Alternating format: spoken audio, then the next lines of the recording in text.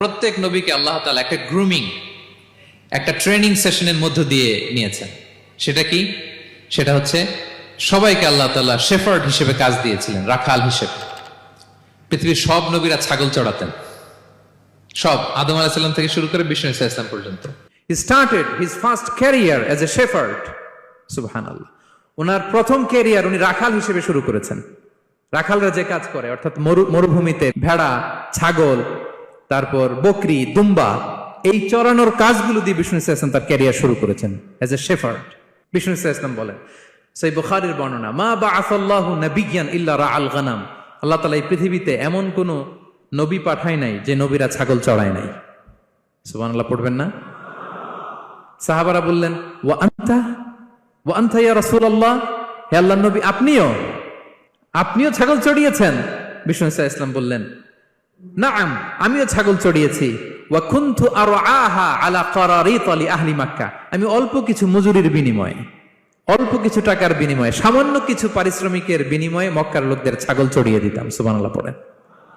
কেন সব নবীকে দিয়ে আল্লাহ ছাগল চড়ালেন? এই ট্রেনিং সেশন, গ্রুমিং সেশন কেন? কারণ ছাগলকে একসাথে বসানো কঠিন। ছাগল একটু একটু টেরা টাইপের প্রাণী, কথা শুনতে চায় না। ধরেন যে সারা সপ্তাহ আপনি খুব ব্যস্ত, একদিন সুযোগ পাইছেন সপ্তাহে যে আজকে আমি ফ্রি আছি, যাই পুকুরে যাই, আমিও গোসল করি, ছাগলটারও গোসল করাই। এটা ধরে যদি এখন পুকুরের দিকে টান দেন, কি করবে? পা দুইটা এমন শক্ত করে মাটিতে ধরে রাখবে, আপনি যত টানবেন ওর ঘাড়ের চামড়া ছিঁড়ে যাচ্ছে, তারপরেও আসে না। এরপর ছাগলগুলোর একসাথে রাখা কঠিন, একটা নেচে ওদিকে যায়, আরেকটা লাফ দেয় এদিকে, আরেকটা ওইদিকে।